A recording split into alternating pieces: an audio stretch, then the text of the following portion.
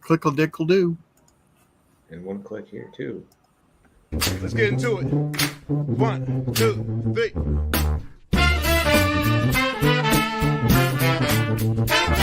Let's get some more.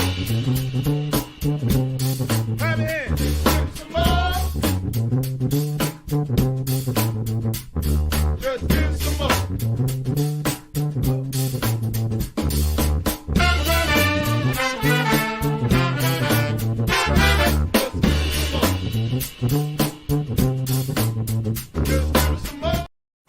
Well, hello, everybody out there in whiskey land.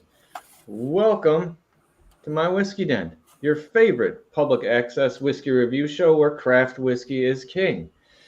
I want to thank everyone for stopping in this evening. I like the chat's already blowing up with people. Thanks, Shannon. Thanks, Renita. Thanks, Morgan, you're out there. Thanks, everybody, for being on time this evening.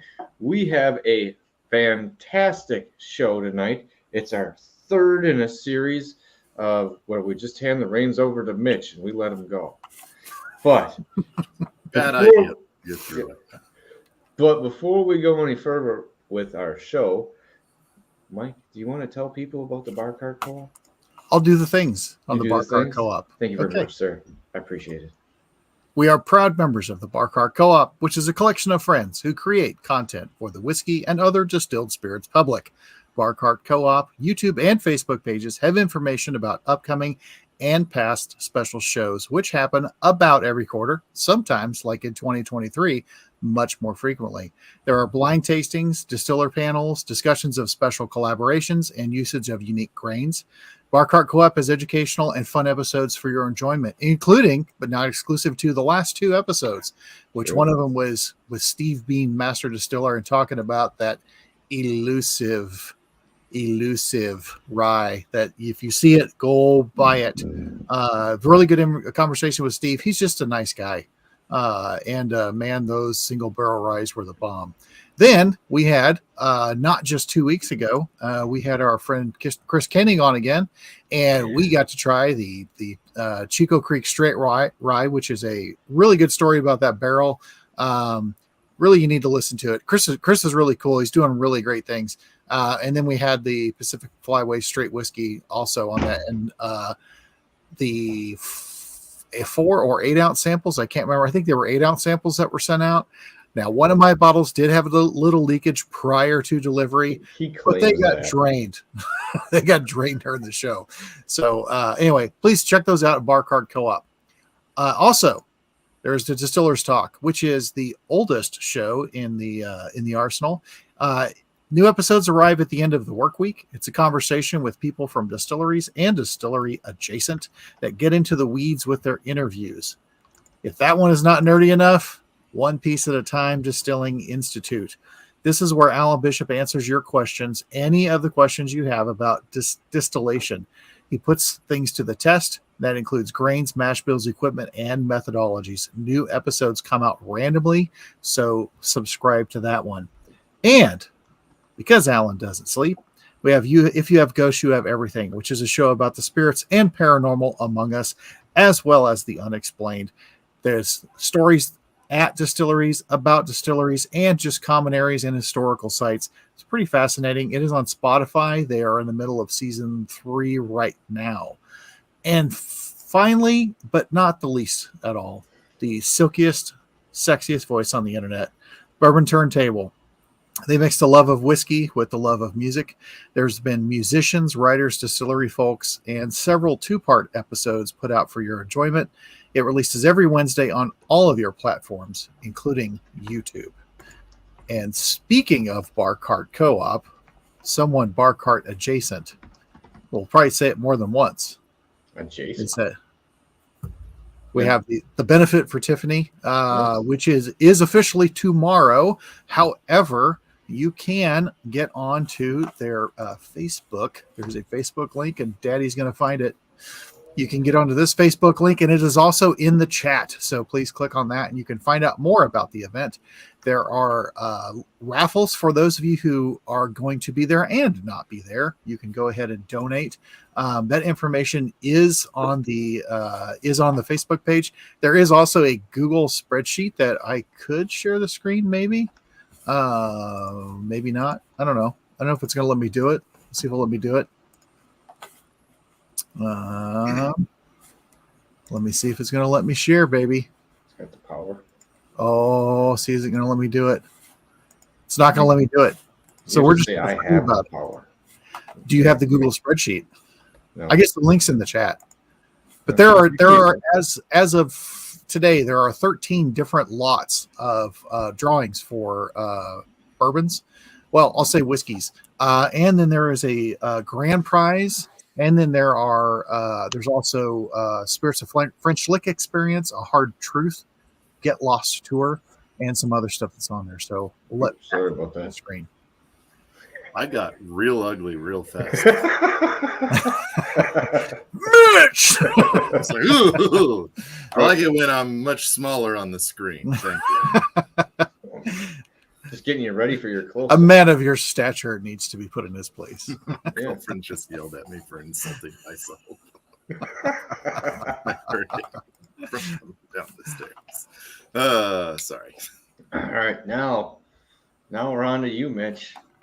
We're going to hand the reins over, and we're going to let you bring us down a path of 6, 7 whiskeys. I don't know.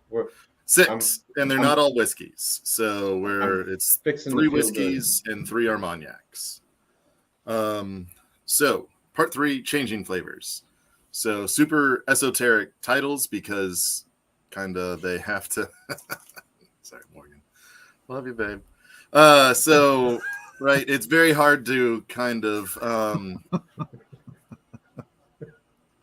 say what a barrel does and group it nicely and have everything kind of, make sense to people who don't nerd out about whiskey barrels and stuff like that. So changing flavors is realistically what makes barrel aging an art and not a science, because removing flavors is super easy, right? If there is charcoal, it will filter. It will remove a lot of the heavier fusel oils and all those fun things. Adding flavors is fairly easy. It adds wood flavors. And so, imagine that. Changing flavors is where it gets wild. So really the 2 processes that happen here are oxidization and esterification. To get super nerdy about that, oxidization is interaction of oxygen with a substance. And it normally breaks it down. So that's where you break down your alcohols into simpler molecules. And esterification is where an alcohol and an acid combine to make a beautiful, beautiful flavor most of the time. What's up? No, I was just going to get into that most of the time. I'm like, because typically I usually really, really like those flavors. But we'll get into that later on. Some things that can happen. We'll let you roll. Sorry. So all of these, I've had a white dog because, right, it's helpful to just see the absolute blank kind of palette you're working with. So tonight it's Buffalo Trace White Dog. So this is their mash number 1. If you can't figure out which one's the white dog, that's mildly concerning. But hint, it's clear. Right. When you nose it, I get a god awful lot of corn, right? Yeah. And and actually a pretty sweet note coming off of it. Almost. I know we call it cotton candy here, but my nephew grew up in Australia, and they always called it fairy floss there. And I just like the name better. That's fair. Smells like almost like a grape fairy floss. I could see the caramelized or bit of that fairy floss, because I always get I get like a wax candy corn lamp oil off a lot of new make, which I mean I know that's not saying much, because that's just kind of a thing. But yeah, this on the nose on this for me is just like, yep, that's new make. Put it down. Not that that's bad, but I mean, it's not like I will say, paying a compliment to Mitch's former employer, the place with 2 H's. The White Dog coming off there was really good. And I remember at what was it? It was 140 proof. Is that right? That was what we were shooting for. So it was pretty close to that. It was very drinkable and it was very good. And it was one of the nicest new makes coming off. And I remember saying, you guys should just sell this. And you would probably outdo these guys, and you don't have to age it. So they do kind of. That Georgia Moon corn liquor is Heaven Hill White Dog is just their corn liquor or corn whiskey mash bill instead of their bourbon mash bill. All right, fun time. So I had to write a few things down because I'm going to say a lot of big fancy words tonight, because unfortunately this part is. Ooh. Should we give them full? Should we give them? No, absolutely not. Do not give them the full Weddle. Not the full. We just it's a little bigger. We're still here. Shirts off. Shirts off. You have no idea. It's so warm here in Kentucky that and shoes off, shirt off. And I came downstairs and I was like, man, am I about to start this by screaming balcones and taking my shirt off? That's how warm it is. All right. Well, hey, we'll go back this way if it makes you feel better. I'm going to sip on some more of this. Who else in the chat has a little Buffalo Trace White Dog before we get started? So if I put a piece of wood chip in here, I can make some Wellers. Wrong mash bill. I know. But you got Blanton's, man.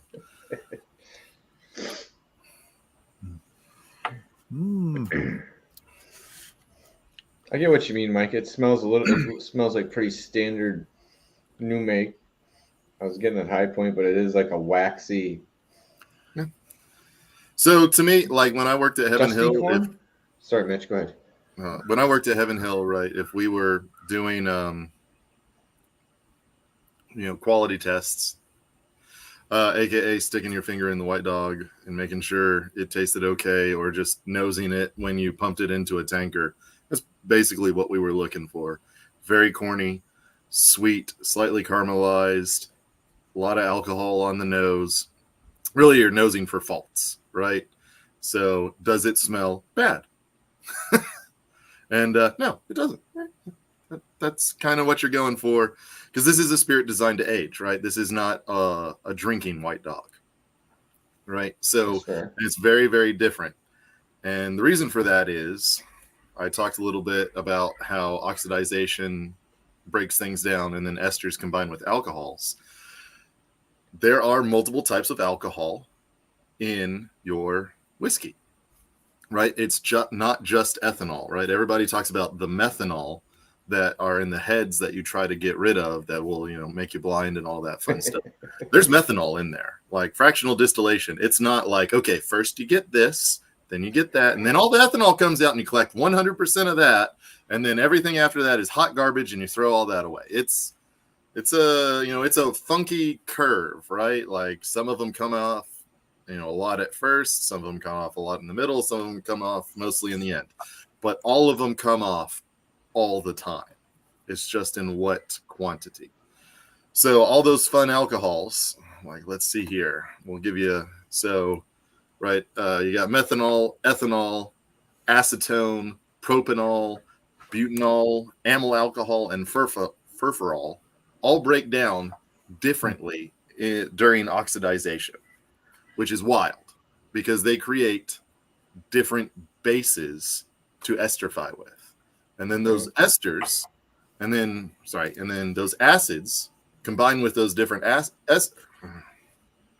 words are hard. So you got all those different bases that combine with different acids, and that's where you get all those wild and wonderful esters. So like a lot of those fruity and floral notes come from that. And believe it or not, vanillin. And so It's a really funny name that I can't pronounce. It's like cinnamonal or something like that, but it's cinnamon. Also comes from oxidization. So like all these flavors that we kind of also associate with extracting from the barrel, like that vanilla, that other stuff, also comes from esterification. So sorry. So it's almost like you're do some of these, and obviously they do. I don't know if by intent originally or the way it planned out. Are time frames kind of set for what you're looking to have develop down the line with this? Because it almost mean with what you're talking about, it's almost like you're planning for certain years for hopefully things to break down and change at certain points. So absolutely. That's one of the reasons I did bourbon and Armagnac. Bourbon is, in my opinion, best enjoyed young. And by young, I don't mean white dog, but I definitely mean less than 20 years. Armagnac, on the other hand, is best enjoyed old. And by old, I mean older than 20 years. If you get an Armagnac that's under 10 years old, you have paint thinner. Like, it is not designed to be drank young at all. And I've had some over 20-year-old bourbons. Few and far between are palatable. Like, if you really aggressively want to drink oak, 20-year-old plus bourbon is 100% your thing. But if the thought of, like shotgunning water through a tree isn't your thing, maybe roll that age statement back a few years. That's Okay. But yeah, so that's something you think about. So those cuts you make, right? Because you throw away the beginning, or you don't use the beginning and the end of your distillation, right? Even if you're doing pot still, you still have heads and tails that you get rid of. So you're just trying to find the biggest cut you can make, because that's how, you make money, is you sell the stuff. And then you are trying to develop that flavor profile over time. So what's the cherry flavor? It's like butyl acetate, or I don't remember. I had it written down. Give me a minute. Well, or don't give me a minute. But the cherry flavor, right? It comes from one of those first alcohols. So it is actually a headsy flavor. And what happens is that alcohol will oxidize down, right? And then it oxidizes down again. And then finally, once you get that second broken down alcohol, an acid will combine to it and create the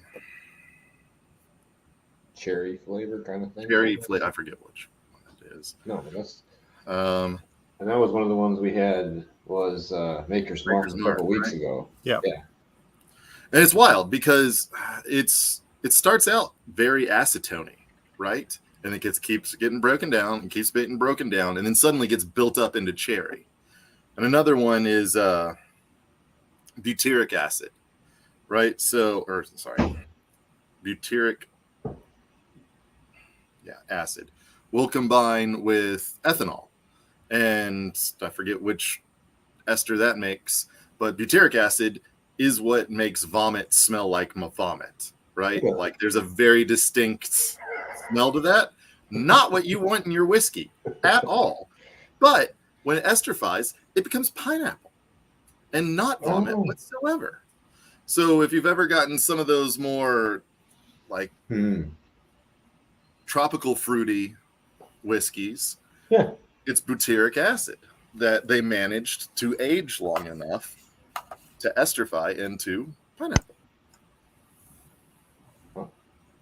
So yes, so everything I'm talking about is an ester. So yeast also creates esters. So it's one of those things. How many sources of flavor are there in whiskey? Yes. But I just like you. Yes. Right. I'm talking about barrels. So it is what it is there. But you are very correct. Yes. Yeast absolutely forms a lot of your esters, and choosing the right yeast is incredibly important to making a good whiskey, or just the whiskey you want to make. Okay. I rambled enough. Moving on. Are we good? Are we getting to the next sipper at the moment? Yes. So we're moving on to Buffalo Trace. So this, right, is their regular old Buffalo Trace bourbon. It's 4 to 6 years old. So this has effectively some oxidization and esterification going on. So, weird question. In Kentucky, about how much Angel Sare are you a year? Like 3.5-ish? yeah, it's normally in between 3 and 4%, but that's an average. Depends on how tall your rick house is, whether it's metal or stone or where it is. I get you, but just the average, kind of in that ballpark for what you're pulling off every year. Ooh. Wow, this is normal Buffalo Trace. Really? Okay. So there's nothing wrong with it, right? It's much better than the White Dog, in my opinion. No, but this one I'm getting a little more. Like this one's bringing out more smells in both of them. I don't know if my nostrils just opened up at some point here, but Maybe. This one smells a little more like light nail polish, dusty corn caramel, kind of big, just right off the nose. But going back, I get more of like a musty note off the White Dog after smelling this. That's been in. The white over at lead sitting. The White Dog gets that musty vegetal note to it. I'd have to say we did a raffle recently where we raffled off several different whiskeys for fundraiser, and Buffalo Trace was bundled with another bottle as one of the packages. And the people that won it, I just saw them Saturday, and they're like, "Oh my god, that whiskey!" It's like, well, which one? Because you had two. They had a Smoke Wagon Uncut Unfiltered that they won, along with just a standard Buffalo Trace. They gave the Smoke Wagon Uncut Unfiltered away to her father for Father's Day.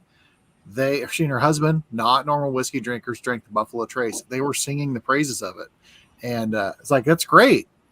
The problem is trying to find it now that because you used to be able to walk into a store and it was $15, and now it's depending on where you're at, it's hard to get. I remember when it went up to $30 in kind of the smaller liquor stores here in Kentucky, people boycotted Buffalo Trace for a few months. They should have. It just sat on the shelf. There's no reason to run out of this. I mean, at the age that it is and everything, I mean, this is just so solid. You could sell the hell out of it. Mm-hmm. It's fine. There's nothing wrong with this. So I completely agree. However, very difficult to get a lot of 10-year-old craft whiskey or 10-plus-year-old, right? So, unfortunately, welcome to the sellout show by Mitch. This tastes a little bit more like cream soda to me on the flavor, going off of just going in progression. Obviously, I'm getting the caramel. So the caramel is 100% like a wood added flavor, but any fruit or realistically floral note you got is an ester, effectively.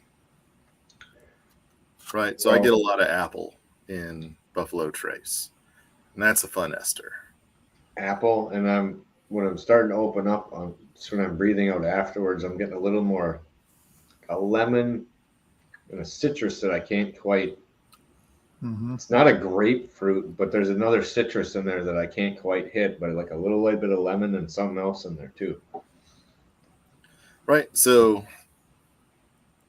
all of these floral and fruity flavors that are in the whiskey now that were not in there when it was a White Dog, right? Were not created in fermentation, and we're not there from the yeast. They are a product of oxidization and esterification, right? Like I've had White Dog that was so fruity and so floral, right? That at the beginning you're just like, oh my God, I can't wait to see what this becomes. And we've also had White Dog that tastes like corn and caramel and maybe metal and alcohol, right? Like they are very different things on very opposite, different ends of the spectrum. Jameson. What's it? What? What? I just said Jameson. Hey, Yeah, there's like an echo or something. There is a little bit. So bring that back. All right. So, yeah, the little ethanol note I was getting before, now that I've, obviously had a couple sips, really kind of faded away. It's very approachable, very friendly. But like you guys are saying, I remember when this was like $20 or 25, and now you're saying it's when it went to 25, I was like, I don't know how much more of this I am gonna drink. And then it went to 30, and I was like, oh, I guess I'm done drinking Buffalo Trace. So that's like my only bottle. It is a little oilier, creamier than I remember it being. Mm-hmm. But decently, I mean, and decently so. And it's very, this was a very welcome surprise on the nose when I poured it, because I was like, oh yeah, this was good. And it's nice. Yeah. I think where I get at the end here, you get the creaminess and kind of lets up. So like this gets almost to the point for me where it's going to turn over to be something, kind of that next stage of where's the next flavor, and it kind of just fades away at the end. Like I'm waiting for it to turn the goddamn key. Yeah, and but it's no deer hammer. Okay, it's yes, it's not to bring it back around. It's no deer hammer. But so I'm doing the infinity bottle that you did, Mike, and Buffalo Trace and White Dog is not a great combination. No, that White Dog kills things. I did a blend of just the 3 bourbons, and it is White Dog power. Okay, so let's talk about the line here, because I know we're probably going to move further down. So if we're doing Buffalo Trace, White Dog, Buffalo Trace, we're going Eagle Rare. We're heading down the same mash bill, correct? Right. So we are heading down the same mash bill, just increasing in age. So this is kind of the final one. So right now we can kind of pick apart all of the things that it's done, right? It really sucked down that corn notes, right? You are no longer just being assaulted by corn. It's also added, lovely wood notes. It's esterified. It's added apple. It's added some other fruits. The sweet caramel candy floss, however you wanted to say it at the beginning, has changed, right? It is no longer the same sweet note. So this is the progression of, So this is a very old bottling of Eagle Rare back when it was still considered single barrel. David, how many years are we looking at here? 10. So this is at least 10. This is the old 10-year, right? Yep. Mm-hmm. Just making sure my... So, I got caught my earphone here. So, right. Just going color-wise for people, Buffalo you can Trace. see the difference of a lot more gold on the left there, a lot more kind of caramel amber on the right. Yeah. So that's, not only does it add flavor, it adds color, right? Fun times. But bourbon is difficult, right? Because you got that brand new barrel. And it has all of these flavors that you can pull out of the barrel. So the oxidization and esterification takes a back seat in bourbon as compared to Scotch and cognacs and used barrel spirits, where the oxidization and esterification are kind of the main driving forces for flavor. So I used to have long hair. It was because I was poor and didn't have money for a haircut when I was in college. And then someone paid me to get a mohawk. So I had a bitchin' long mohawk for a couple months until my mom paid me to get my haircut again. That's awesome. I didn't know that. I'm intrigued to see Mitch with a mohawk. I think there might be one picture that exists. Someone's got to follow through with that. Yeah. It's on my Facebook. Not like that guy right there. That guy. Okay, so it much more, it loses the sugar sweetness. It becomes much more kind of earthy brown sugar, dark caramel. Like you said, you lost the fairy floss and you kind of brought down into this deeper, richer section out of it. And I'm at the point where you're in an old, kind of a saloon smell. Right. So Old worn wood, obviously a little bit of cherry. Go ahead, sorry, Mitch. Oh, sorry. I was going to say, so what's really happening here is the lignins have started to finish breaking down at this point. And lignin, if you remember all those weeks ago, is the fun molecule in wood that is just super crazy. And lignin can be broken down with heat or oxidization. And it will react with the alcohol. And it will create new and interesting sugars. And it will change the sugar and sweet profile of your whiskey. I would say so. See, I think the sugar and sweetness is still there, I think. Yeah. Oh, yeah. But now it's added so much more depth to it. Right. So in my mind, right, white table sugar is sugar. So is fairy floss. So is honey. So is molasses. All of which have incredibly different flavors and kind of like tonal perception. And by tonal perception, I mean like, is this really bright or is this really dark or is this really lifting or is this heavier, but they're all sweetness, right? So it's just shifting those. And then, of course it intermingles with all the other flavors and it does weird things, but fun stuff. So like you were saying, how there's different kind of alcohols and they change at certain points. I was gonna say, after they say like they change, like you're looking at the 4 to 6 year old, do most of the things in like say one of those subsections of alcohol, is most of that done changing at that point and then some other things take over time, or do some of those continue to variably change the entire process as well? So it continues to change effectively the entire process. So it will actually accelerate at a certain point because oxidization is kind of the driving force for esterification, because the alcohol has to oxidize first before it can esterify for the overwhelming majority of flavors. And that happens because the barrel will evaporate and get sucked, into the barrel and become the devil's share. So really, when you fill a barrel in the first 24 hours, you lose somewhere between 2 and 5% of the volume as it just gets pulled into the barrel. And that becomes your headspace, and that's what allows it to oxidize.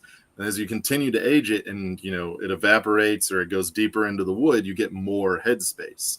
The more headspace you have, the more surface area there is in the alcohol and the faster it can oxidize.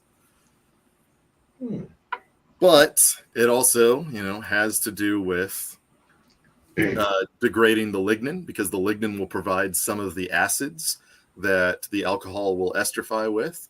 So as time goes on, you will degrade lignin further and you will create new acids or more of the same acids that you had been using previously.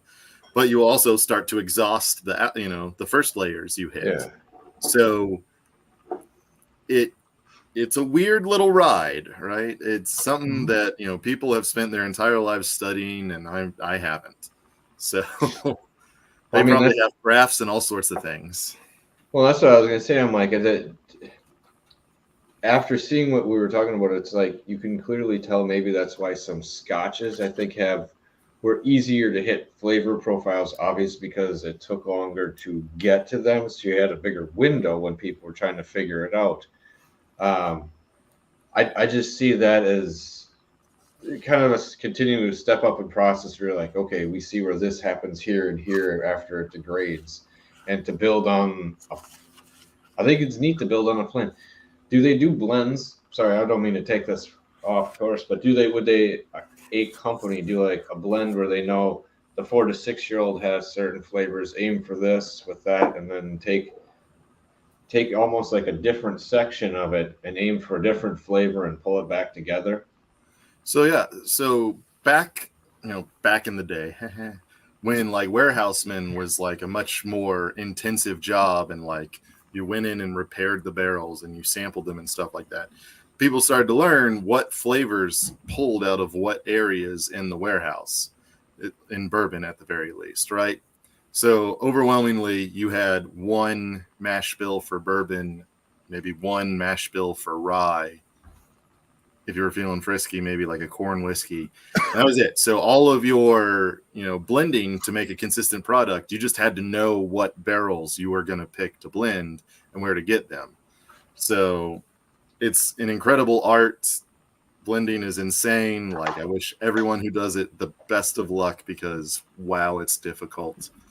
But you've got people like Jim Beam who are like, hey, you know what? This is really hard, and we make so much bourbon that we're just going to take a V out of, all of our warehouses, right? So it effectively, just starts at the top, at the outside, and then goes down towards the middle on both sides. So that way you get north and south facing, you get exterior, top, bottom, interior, all of that.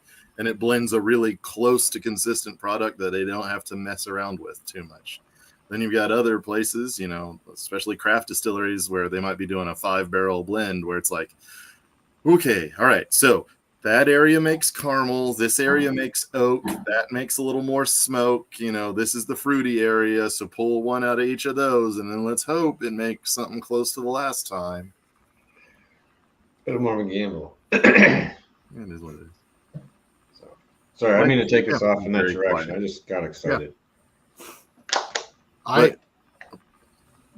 Go ahead, please. Well, I was going to say, Spencer asked a question. So yes, Texas whiskey loses out on oxidization and esterification big time. So they have to treat their barrels very differently, make their cuts very differently than like people in Kentucky or Scotland do. And then also try unique aging environments. Like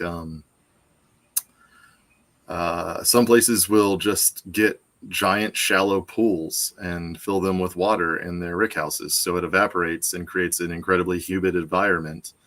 And the thought process being, if the outside of the barrel is so humid it cannot accept any more liquid, that liquid will hopefully stay in the barrel and not evaporate out of it. Okay, well, I get that, but just going with the élevage technique, just is that almost like too time intensive comparatively? It's like labor intensive. Labor intensive. Okay, well, you got to pull down and add. I got you. Just saying. I think there's everyone who seems to do that seems to lengthen out the time and also mellow it out in the process. That's all. Right. So, I was just saying, while we're on the bourbon thing, I did try the blend of the 3 bourbon. Well, the White Dog and the 2 bourbons. And as we alluded to before, the White Dog ruins the blend. So try it at home. Don't try it at home. Either way, not good. I'm not going to put the White Dog in it just because I wanted to try something a little different. So that's mixing them. I have only ever bought 2 bottles of Eagle Rare in my life. So I'm not going to mix my Eagle Rare because I ain't got a lot left. Eagle Rare when I was growing up was $30. Mm-hmm. I made $7.25 or $7.75 an hour. So after taxes, $5 an hour. So that was a day's work to buy a bottle of Eagle Rare, and it's just like, better be really special to work a day for a bottle, right? And now that I'm older and make more than $7.75 an hour, and you can't find the stuff. So. Well, and it has gone up in price too. I saw some. It's one of the ones where how about this? I get how some places overprice some of the harder to find Buffalo Trace products, but for like Eagle Rare, I saw someone was like, it was $85, and I just was, yeah. And it's not Buffalo Trace that priced it at that point. It's the store that did that, where that is to some extent. Fuck off. Not, like you were saying, it was 30. So even if you got excited and you doubled it to 60, which in my mind, I don't know if it's quite there for me, you're ruining the whiskey. You know, for me, you're ruining the experience and kind of the tiered experience by doing so.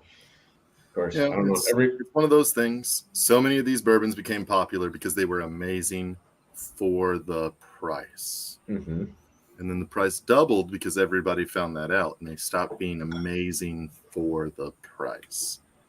Right? For $60, there are amazing bourbons. Yes. That beat the pants off of Eagle Rare.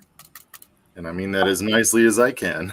Like, that's not a shot, right? No. It's just at $60, you are looking at the majority of bourbon. And but don't you think, though, there's a certain I'll say a jewelry aspect to Eagle Rare and some of the other ones from this distillery, not knocking the distillery, but because you can't get it. So people like to have their bottles of Eagle Rare behind them or their bottles or whatever. Not saying it isn't good, but it's like, I got these and you don't. So it's that, and they've done a lot of studies about how like price influences how much you like things and rarity influences price. So it's one of those things. As Eagle Rare got rarer, it literally did start tasting better. It's just a fact of life that expensive things taste better. They did this wild study where there's a gentleman who has zero short-term or long-term, one of those memories, right? Like, he can function and talk, but effectively the moment you're out of his sight, he doesn't remember you anymore. Like, he had some sort of traumatic brain injury. So effectively they pay for his care by, allowing him to be used in studies. So because everything is new to him, he should be the same every time, right? You cannot influence him, because if, Patrick came up to him and he's like, "Hey, I'm Patrick," and he's super nice to him, and he goes up to him, the next day and he's like, "Hey, I'm Patrick." No memory of him being nice. Also, if I went up to him and I was like, "I hope you die, you're a terrible person," was just said the most terrible things I possibly could, the next day I went up to him, he would have no memory of that and treat me just like, anybody else. So they did a study where they showed this guy like 5 pictures and told him, just pick your favorite. And then once you have your favorite, rank them favorite to least. And then at the end of it, they said, by the way, this one is like $1 million painting. The rest of them are, like $10,000. Then the next day they came in and they're like, pick your favorite, rank them least favorite. And the only one that changed was the one that they told him was $1 million. For some reason, something about you recognizes that expensive is good. And it just changes your entire perception and you have no control over it. Well, it does lean that way at points. You're hoping that way when you're doing it. It goes one of two ways for me with that. It's either it builds up like you're talking about, or it's an epic fucking debacle. Like, everyone else has built something up, it's said it's so great, and then you get it and it doesn't live up. It's mid-level, and you're like, what the? Did I get a bad bottle? Did something happen? Why was everyone excited? So I've had more of the disappointment thing, but I come at that probably more historically with movies as well and TV shows, where people hype stuff up and then I get into them like, yeah, it's good, but it's not like the greatest thing ever. I don't know. So that happens to me with whiskey. So I get what you're saying, where it builds up the experience in your head, and that can definitely alter it. I agree with that. But the letdown is worse for me when that happens. Mm-hmm. So we need to move on because it's been 45 minutes. We're halfway through. So y'all are looking for the bottle with the 25 on it. I don't remember what I 25. It just says 25. 25 here. That's what it says. So what are we this looking is at here? the Delord Boss Armagnac 25-year-old. So this is a blend, at least 25 years old. So here's the wild thing about Armagnac. So you remember when I was saying earlier, like your heart's cut, it depends on how far into the heads and how far into the tails you go. Armagnac does not make a tails cut. So this goes all the way to the bottom. It picks up all of those super heavy alcohols, all of those wild flavors, and that gives it a lot more alcohols to oxidize and then esterify. So you can get flavors out of Armagnac if they are old enough that you cannot get in just about any other alcohol. I'm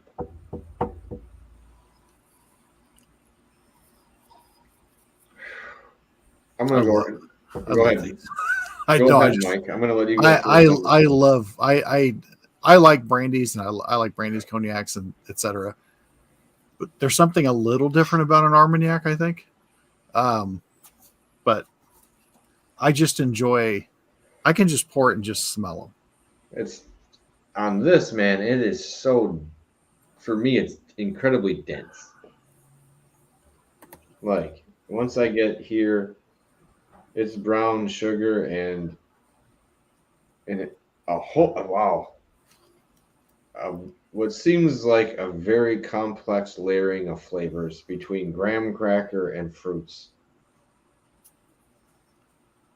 And it's even this far deep into it. It's almost hard for me to unpack everything in there. Yeah. So yeah, right. So because it has spent so much time in the barrel, and these are used barrels, so that char layer has been like mostly exhausted. So it's not doing as good of a job filtering as a bourbon barrel would. And honestly, it shouldn't be adding as many flavors because it's been used, and you effectively fifth the amount of flavors you get between brand new and first reuse. But in 25 years, it'll go a lot deeper into the wood than bourbon did. So suddenly that goes out the window, and you just start pulling flavors out because it's effectively virgin oak at that point.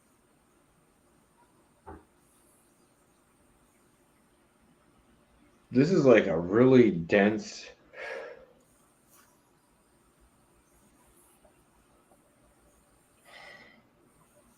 It's like one of those Christmas cookie, like almost like a molasses Christmas cookie with like a combination of fruit preserve in it. So I know what you're on the talking nose. about. On the nose. Sorry, Yeah. on the nose. For me, this has to open up because the first couple minutes gets a really tingy alcohol note that is not amazing on the nose, but once that disappears, oh my god, just the fruit and just sugar, glorious. Whoa, fuck. Yeah, what I just said on the taste on the nose follows through extremely heavy through the whole drink, and the finish is thick. Oh yeah, rich, it's oily, it's clinging to my tongue. I haven't lost the flavor even though I'm talking. Ooh, sorry, it's a whole different experience than the bourbon. This is miles apart, right? That was the beginning of what oxidization and esterification can do. This is what it happens when you say, let's let it sing. Like, this is a solo performance by one of the greats in oxidization and esterification. Now, I know I've heard of and had this distillery or brand before. Is this one of the ones you prefer? So I've only ever had 2 brands, and both of them are represented tonight. It's just one of those things. I haven't seen a lot of different Armagnacs here in Kentucky. That's fair. Imagine that. Kentucky, not a huge Armagnac state. Well, with brandy and everything here, you would think maybe, but no, it's a very hidden, hidden spirit. Yeah. And the brands, that being said, you have to ask. I have seen prices skyrocket Yes. in the past few years, because it used to be like I can get these insane age statements for under $100. Not anymore. I have still seen those for good prices, even with shipping overseas. I need to That- start doing that. That's where I have gotten the better deals of Armagnacs was overseas, and so look for them elsewhere. But yeah, and the Delord has been one of my favorites. Delord is great. So from talking to Robert or the Licorice Brothers, Delord is a very like traditional Armagnac, and then one of the ones I have is not, and they don't like him. And by they, I mean, at least that's what I've been told. So whatever, we'll find out. Okay, so are we switching to BA 72 or 81? 81. 81's the next one.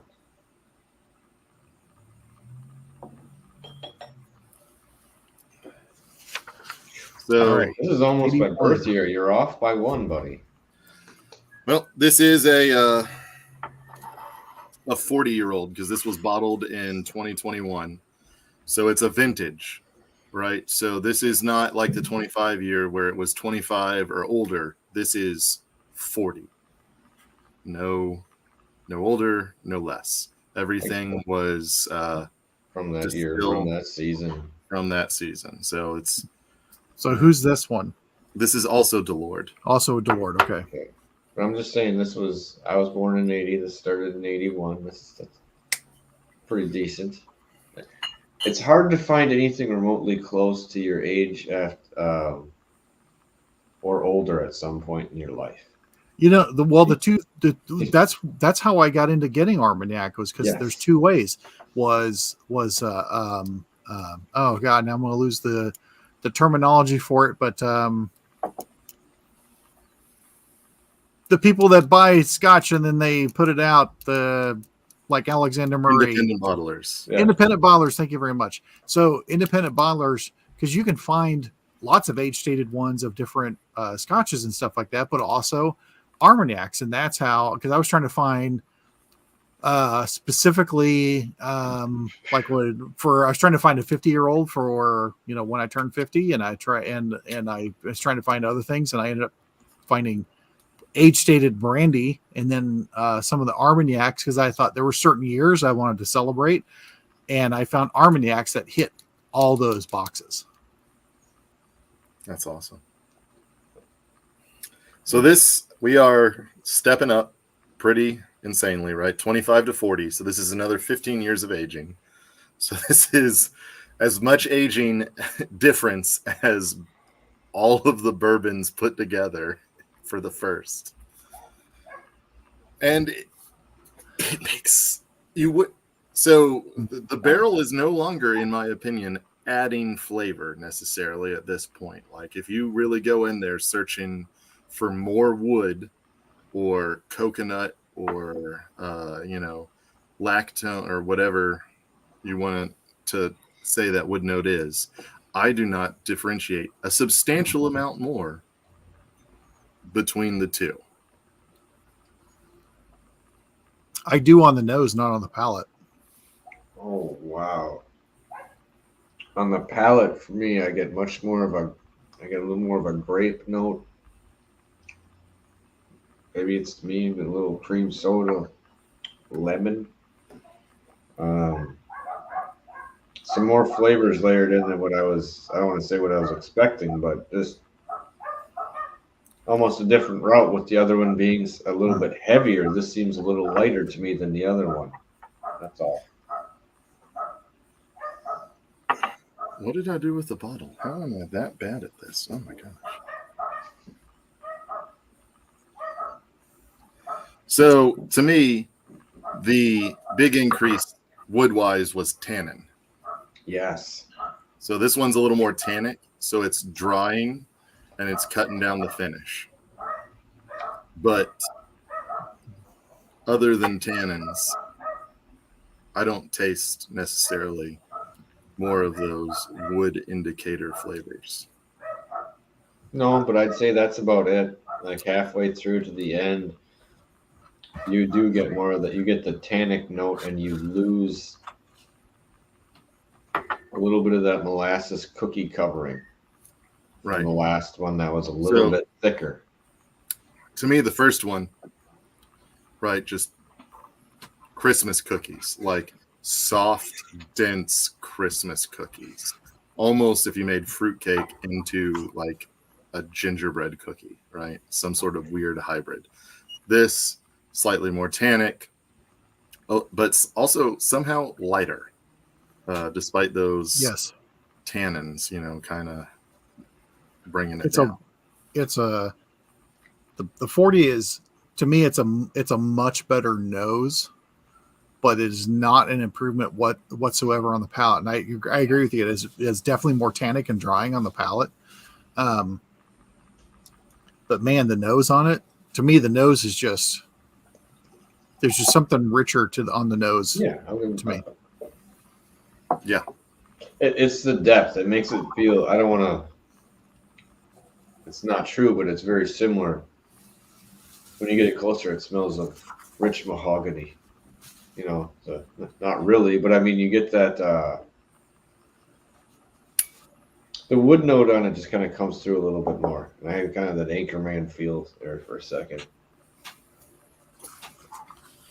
Well, all right, we're on to number. What was this other one? It's from 1972. Yep. So this is a 50-year-old Armagnac.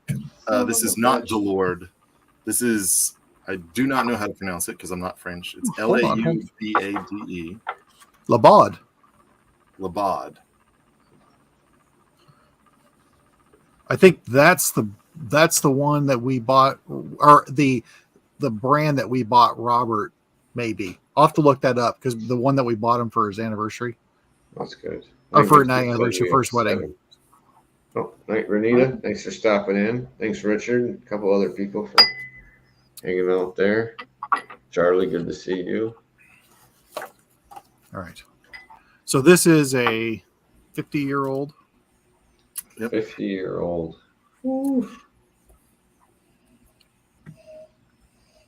This one. Wow. That is a much milder. Yeah, and almost more of a brandy nose. Yeah, and it kind of opened up my nostrils a bit too. What's the proof on this? So all of these are 40. What? Okay. So I've had one that cask strength Armagnac, and it was a wild ride, but I don't own it because it was a single barrel that a store did a pick of in several $100s, and I just couldn't justify it. I believe that, but I think that would be interesting. Now there's a place in California, and I don't remember the name. I'm not even going to look it up, but people can look it up themselves. Look through wine-searcher.com. They had a lot of single barrel Armagnacs, and the price was, considering what you got for the 20-plus-year-old Armagnac at barrel strength, maybe $175 didn't seem out of line to you. And I imagine it probably is really great. But anyway, they can be had, but there was one place in California that had at least a dozen different ones. And I've seen it more than once that they've had those.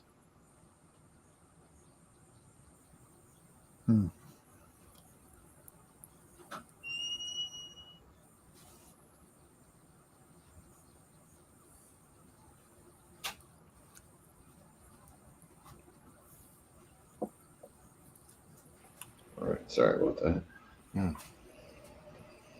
Vastly different, all of them. Yes, and this one for me, like I said, is lighter, but still. This one, they tamed the tannins, in my opinion. And I think, like you were mentioning, Mike, about a brandy.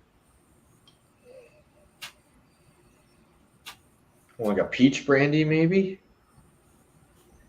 Is where I'm... See, there's something a little like more, sweet like that on the palate, but not on the nose. On the palate, it's like there is almost something citrus to it on the palate for me, and then it fades into the creaminess that you get from an Armagnac. I don't like this one as much. For me, part of the acidity on the finish turns a little bit like a lemon pledgy note on the front of my tongue, and I get like a waxy note there. Mitch, you can yell at me if I'm not supposed to be getting that. No, that's perfectly reasonable.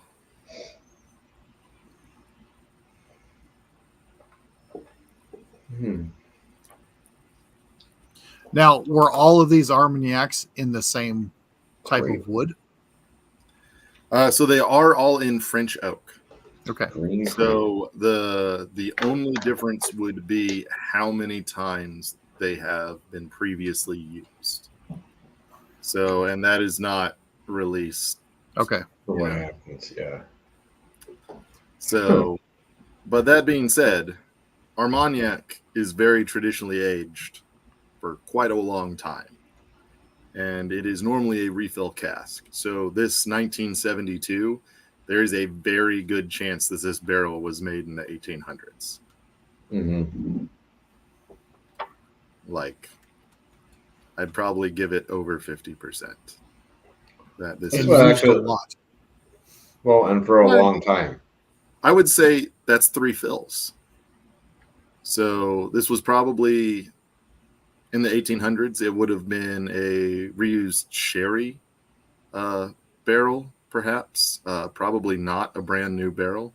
At that point, sherry was aged quite a long time, especially if it came off of a ship, right? Like they used to have effectively infinity barrels on ships of sherry or port, where just every time they went into or they filled it up. Port, they refilled the barrel, topped it up. And this is a 50-year-old Armagnac. Before that, probably roughly that age. So you're looking at 100 years in Armagnac. Well, I believe that because I remember when the Rieger in Kansas City was doing their Oloroso. I think it's the monogram that they used, the Oloroso sherry butt. Yeah, they've got 100 and some year old. Yeah. Yeah, a huge 100-some-year-old butt to finish it.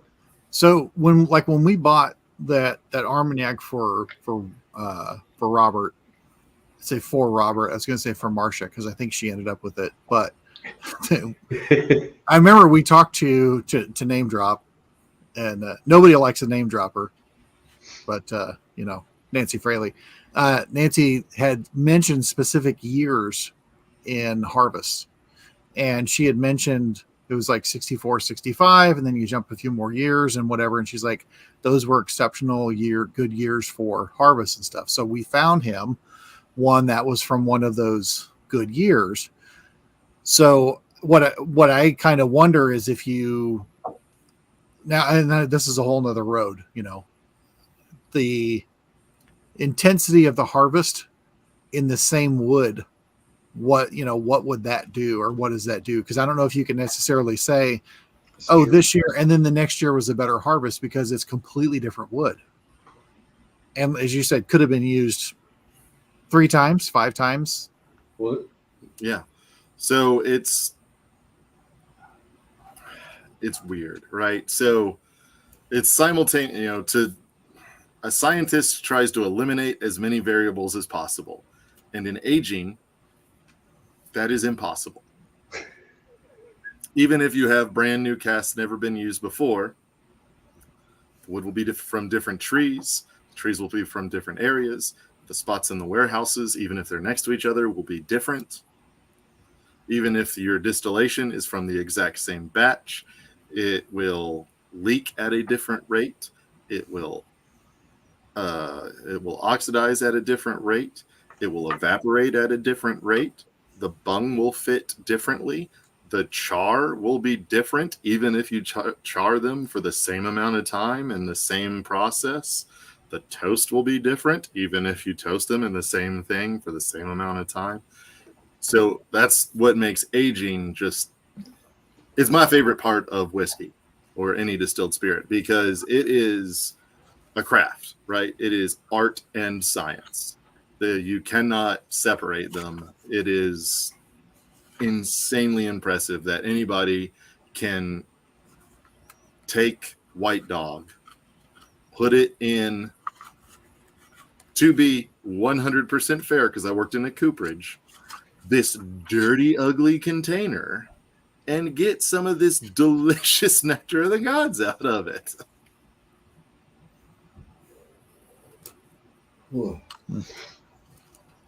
That's part of the whole thing. Like you said, in different years and how many times they've reused it makes a big difference. And right, and then grapes, there's a lot more terroir. You have better Right. years than others, so it's wild, right? I don't know. 72 could have been the worst year for harvests in 30 years, but it was 72, man. So and with that, like what you're getting out of different years of maybe really good or what they were saying really bad. Maybe it could be the harvest. Maybe it's not the flavor. I don't know if they would go by that, because maybe what you're getting out of a grape due to certain stresses, I'm sure, may change what you get out of it flavor wise. Right. And realistically, are you distilling your favorite wine? No. So yeah. But this, you have a great year, like what happens to do you distill less? Is it better, or is it still the dregs, right? So what I like about this, the 6 here, it's a pretty big contrast in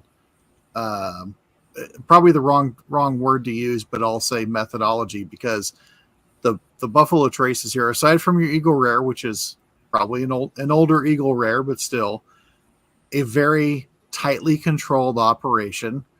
Yes. Doing things in bulk, doing things by scale, doing things knowing you can blend out errors if you have to blend out errors. And so you could have a certain level of consistency with this, that, where wood is the variable. I mean, you're still doing white oak, that's fine, and I know it's not the exact same tree used across on whatever, that's fine. But that's more tightly controlled versus the Armagnac, where it's like the wood is not only a big variable, but there's also so many levels to the variable. Like you said, is how many times was this one used? How old was this one? All the stuff that you could put on this one, that it just really, it's to me, it's just interesting. Like if you couldn't do this with the bourbon industry. That there wouldn't be anyone who could do it, really, aside from some of the BS ones where they say, hey, we found some 58-year-old barrels sitting in the back of a warehouse that nobody knew existed. Would you want it? Even with all the taxes and everything like that. Would you want that barrel? Good God. Apparently some do, but this, I don't know. yeah. I mean, Garrison Brothers has a great business selling super oaky bourbon. True. So people like that flavor profile. I don't know. I just meant like what it had like a 24-year-old, and it was nice, but to me that's the flavor you were getting was the wood. Like most of the other things have been destroyed at that point. Yeah. Not that I didn't like that. The one I had, I think it was a Rhetoric 24. Yes. Not that I didn't like it, but it was not the fruity grain flavored bourbon that we usually look at here. That was like all wood, all different layers of it. At that point is what I was getting out of it. So. Yeah, I mean, I had one of either the Rhetorics or the Barter Houses that, it came out, and I was like, I don't have a bourbon this old. And, I've never seen a bourbon this old. And, this was kind of early on, so it was closer to $100 than it was the two. So I was like, for, $120, I'll buy this. I'll probably never have a bourbon this old again. Cracked it open, drank it, thought it was absolutely disgusting. Came back to it like 3-4 months later. It had toned down, opened up a little bit, and I managed to get something other than oak, but it was still 100% oak forward. Yeah. Yeah, I would have to say, which I think, well, yeah, everyone here has had it.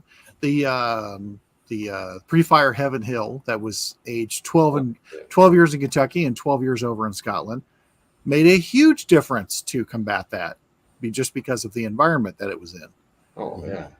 I don't know if it was shipped over in the barrels or if it was rebarreled. I cannot remember that off the top of my head, but made a huge difference because of the environment. And that was for a whiskey that is age stated as that old, because it is that old. It was like the oak was so far back that you would never would have guessed that. So I'm sorry, I'm kind of sidetracked because I'm still thinking about the Armagnac here, because I was trying to figure there's something else about the 50 that I'm trying to. I guess I'll just pour it again. I was trying not to pour it. I think the 25 was my favorite. No, it's not actually. I like the 25 quite a lot. I have a blend of the Armagnacs that I'm going to have too, along with I have a blend of everything. But well, next week Mike's not going to be with us. I think you're going to a concert. Tedeschi Trucks Band, baby. I was about to say, is it T Swift? Has she made it out to Missouri yet? She did, like last week or the week before. Okay. Apparently that screwed up Chicago. So her and her small country economy that she takes with her. But Mitch and I will be here next Monday, and I got 2 Northern Waters that we're going to be tasting. I was going to say, I think one was the Bird Shot, and the other one was a rye that was released just recently there, so you can probably still get it. So we'll be tasting those ones next week, and then Mike will be back, and we're working on some other cocktail episodes. I want to fit a couple of those in because it's summer. Absolutely. I think that'll be some interesting stuff. So, Mitch, thanks for taking on this little ride this evening. Hopefully y'all enjoyed at least part of it. I did. And I enjoyed all. Yeah, and I want to be honest, it was, to me, I think going with what we did with it almost seemed a unique and a little more different twist than if we had done like a craft whiskey that matured over, say, like maybe a 10-year period where we could have done it. I think these had a little easier to see the way the wood torqued it. Just yeah. So good one for most people to test that on. I mean, all pretty standard for that. And then if you want to jump further along, you can do that as well in that mash bill. The blend of Armagnacs, by the way. Oh yes. Thinner than the 25-year by itself.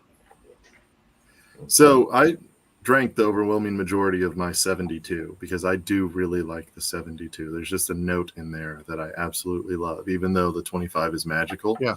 So the 40 gave it tannin and body, but not enough that it became tannic. And then just that slight splash of that 72 gave it kind of, what's the word I'm looking for? I was trying to figure I don't want to say, well, I'll say waxiness because I can't think of another word, because sometimes words are hard, especially when it's late at night.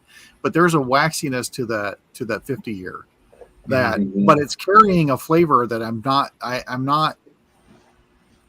I mean, I'll say fruit, but that's not what I want to say.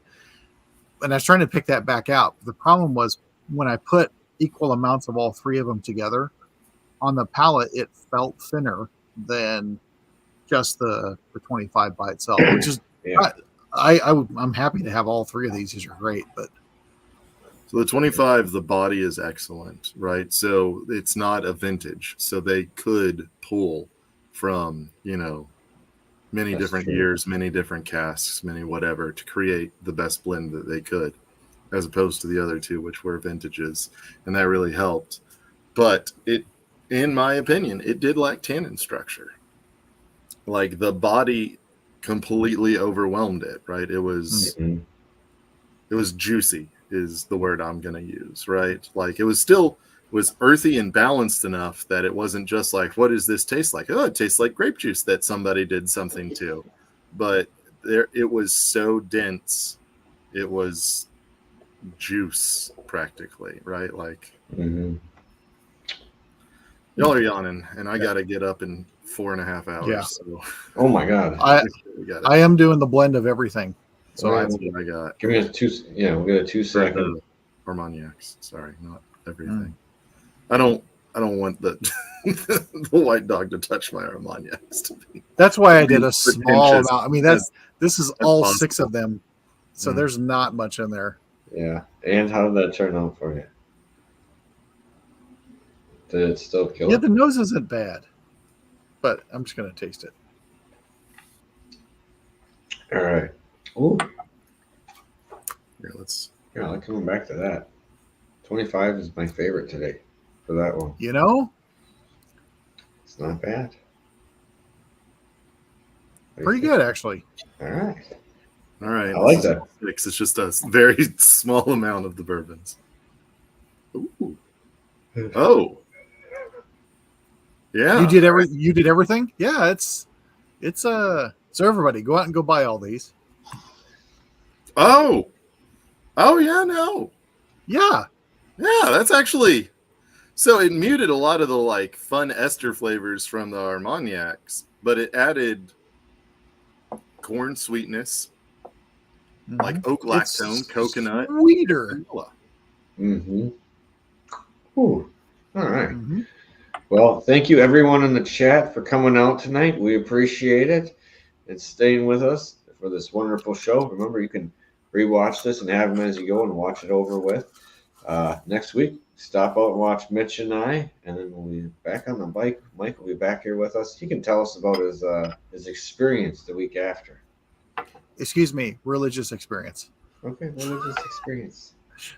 Is there any other experiences? They're all kind of Tedeschi Trucks concert is a religious experience. all right. Very, very true. All right. Remember, it is not the size of the den that matters. It's the love of whiskey. Cheers, everyone. Cheers.